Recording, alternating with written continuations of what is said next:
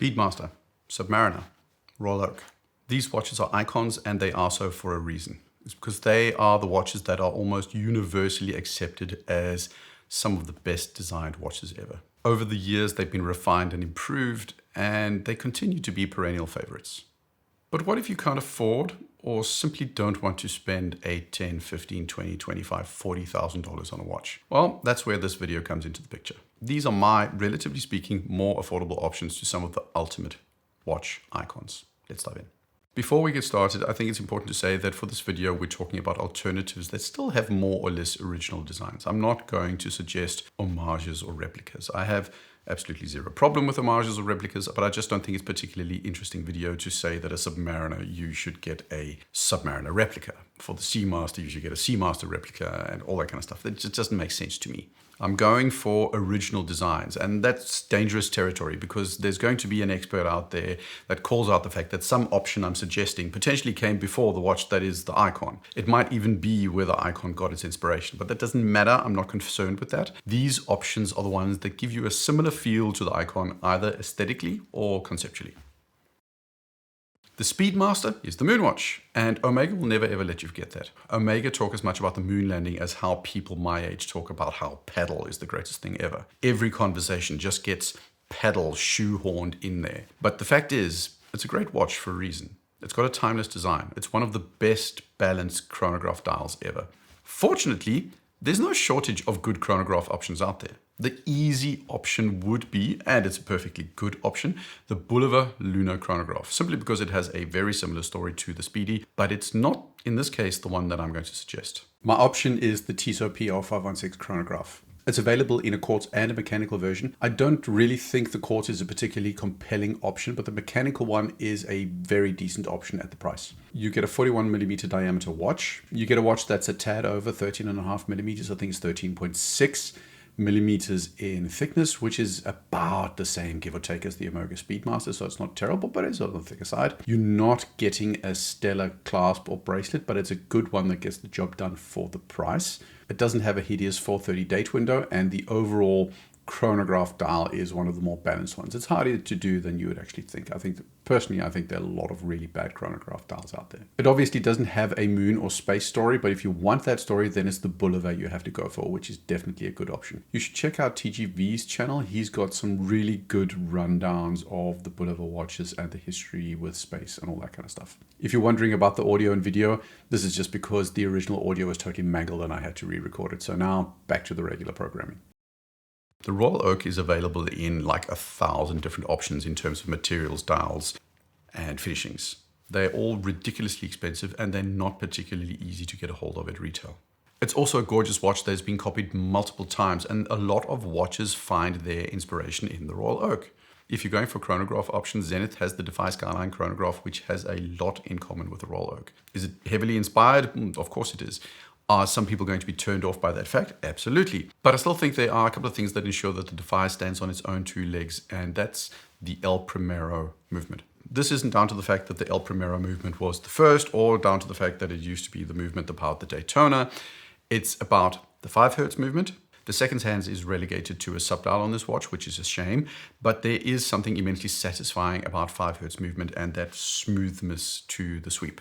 The Zenith is expensive, but it is still a bucket load cheaper than a regular Royal Oak chronograph. But if that's still too expensive for you, Christopher Ward has an option that could be relevant for you, and that's the 12.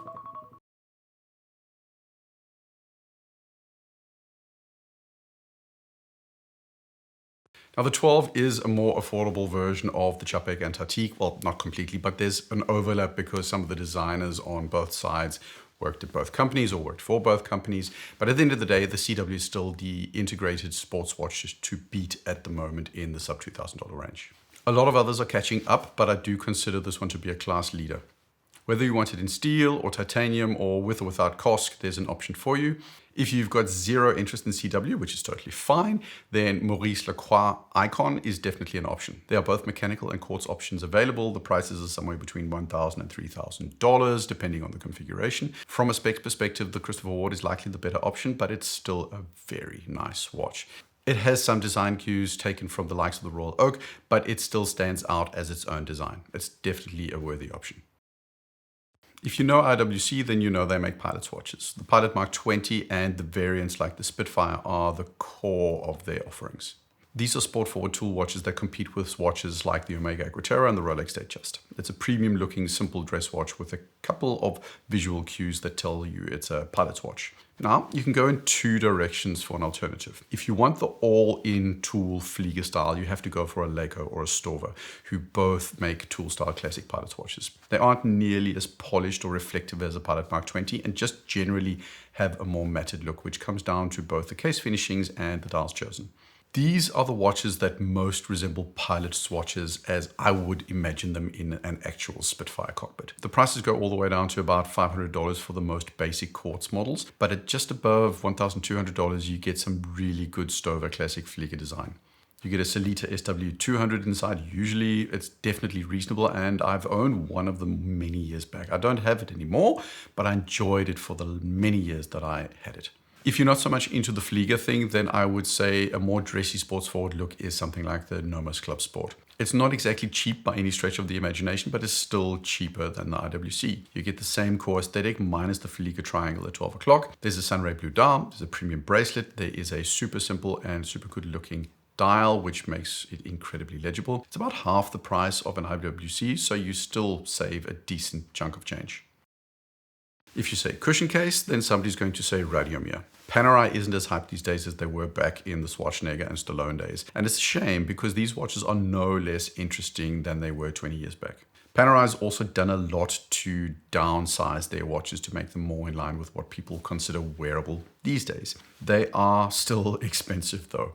The option, if you want something much cheaper but still good, Alpina has you covered. Alpina with their extreme models have a cushion case model that I think is absolutely stunning. It's likely a little bit more, I think brutalist might be the right word in its design, but overall it delivers a similar kind of experience. At just over, I think it's $2,000, you're getting a very nice watch for your money. It's got a Sellita movement, which is kind of predictable in this price range. It's got an integrated bracelet. It's got interesting dial designs. Personally, for me, the Extreme Automatic is a great option. If that's still too expensive for you, fly yourself over to Japan or just go to a Seiko store and snag yourself a Willard. It's not quite a cushion case in the way that the Panerai is, but it is the Seiko version of that kind of functional non-standard diver design. It's a winner for a reason, and it can be had for around $1,000 depending on the model. My biggest problem with Tag Heuer is their pricing. Their watches are consistently 10 to 20% above comparably spec'd models from similar mainstream brands. It's been like that forever, and Tag get away with it because they are, to this day, an incredibly well-known and recognizable brand. I think one of my first grown-up watches was a Tag Heuer Link Carerra.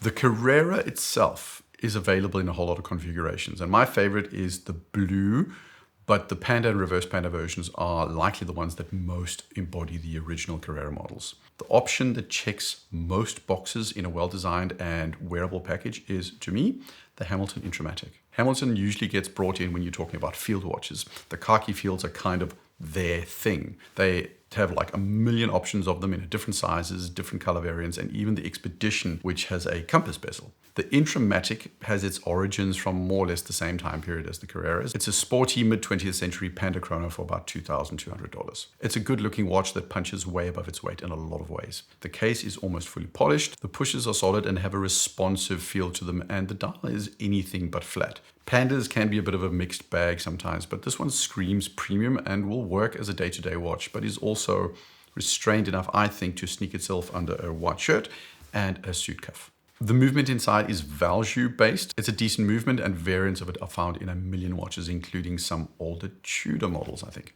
If you don't like the Intramatic, I'm partial to the Hanhart 417 for a little more than 2,600 or thereabouts, depending on the configuration.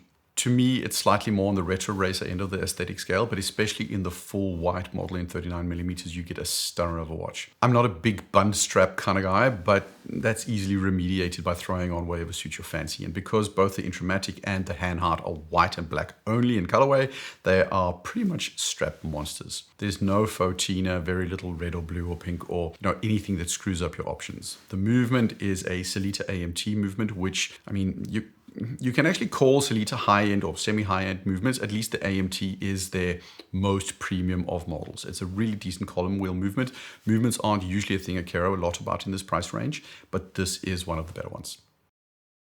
There's nothing quite like the Seamaster 300M, and that's for 3 reasons. You've got your curved lugs, you've got your scalloped bezel, and you've got the helium escape valve. Nobody else does all those 3 things in one. As far as I'm concerned, the Seamaster 300M is the best dive watch out there for the simple reason that it's the only premium diver that both looks like a luxury object, but also has those minor details that give it a tool watch edge. To me, it's superior to the ubiquitous Submariner for the same reason. The problem is, there's no real alternative, at least visually, to a 300M. The Doxa 300T has a bit of that diver edge to it, but it just doesn't retain that premium feel and understatedness that the Seamaster 300M does. Orange and azure dials are far too eye-catching. Zenith, with their revivals, are more expensive, not less. So what to do? Seiko Willard again.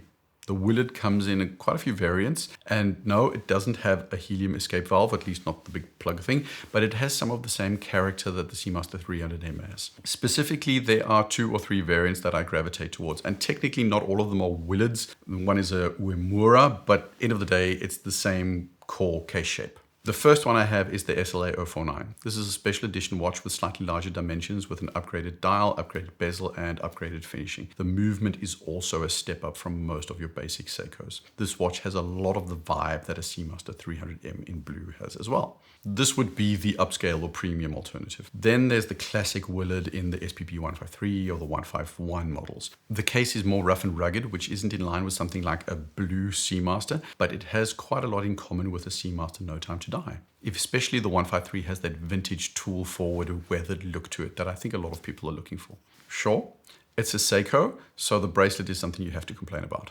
While you're at it, you can also complain about the stated accuracy of the movement, but it doesn't change the fact that the Willard is an icon in its own right. It's incredibly wearable and every bit as distinctive as a Seamaster 300M.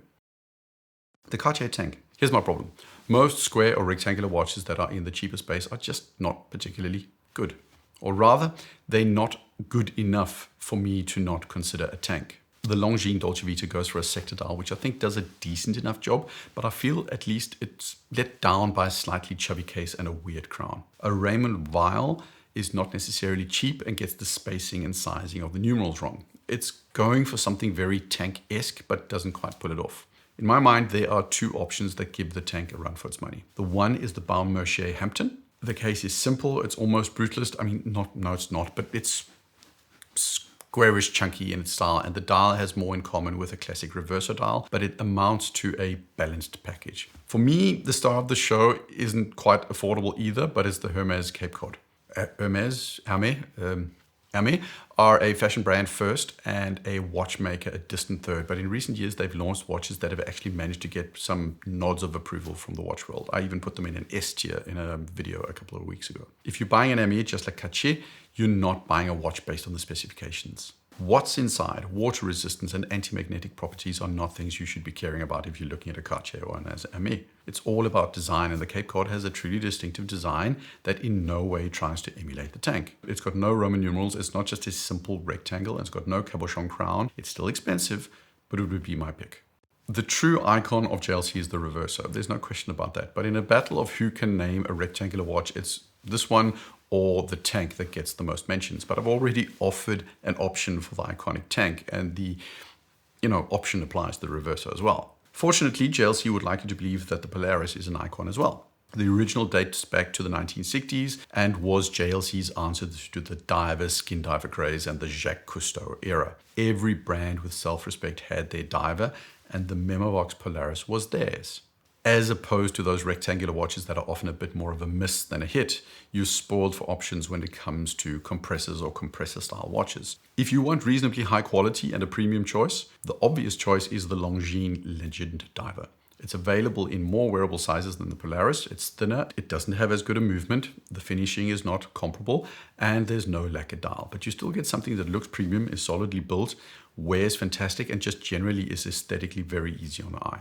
Personally, I think it's a steal at just under $3,000, depending on the model you choose. That's less than a third of what you pay for a Polaris. If that's still too expensive for you, Baltic have you covered with the Aquascaf. At the Baltic price, a Miyota movement is what you can expect. The finishing is a little bit on the rough side, but that's on purpose as it adds to the tool vibe, but it also is because it keeps down the cost and the dial keeps things basic. That's not a bad thing because it all congeals to deliver something that looks and feels like a real serious tool watch. You didn't see the Apple Watch coming, did you? I think it's a watch. It tells time. You can wear it on your wrist. That's a wristwatch. The Apple Watch, unfortunately, is an icon because of its relative dominance. This is also the watch I see most these days. Period. End of story. It's not Tag. It's not Rolex. It's not Omegas. It's not Swatches. Whether we like it or not, this will end up being an icon one day, just like the iPod was. The fact, though, is, at least for me, the smartwatch is a useless watch. It tells me I have a message and then I pick up my phone to read the message. I can control the music I'm listening to on it, but I use the phone for that too. It can tell me if I've slept well, but I usually know that myself when I wake up in the morning. The Apple Watch, together with Garmin's and Sunto's, feeds this insatiable desire we have for data and some perceived belief that we can biohack our way to making ourselves the most perfect optimized versions of ourselves. You know, step counts and resting heart rates and hydration. You name it, it measured everything. To me personally, they're kind of useless, but they are super fun features. I know my resting heart rate is typically around 41, 42. My VO2 max is about 53, 54. I'm not sure what I'm going to do with that information, but it's fun to know. Long story short, G-Shock. Stopwatch, don't use it. Timer, don't use it. World timer, might use it when I travel. Alarm, pretty much never use it. But it's cool, and just like the Apple Watch, sometimes I just push the buttons and fiddle with the features. A G-Shock Square is a perfect alternative to an Apple Watch in my opinion.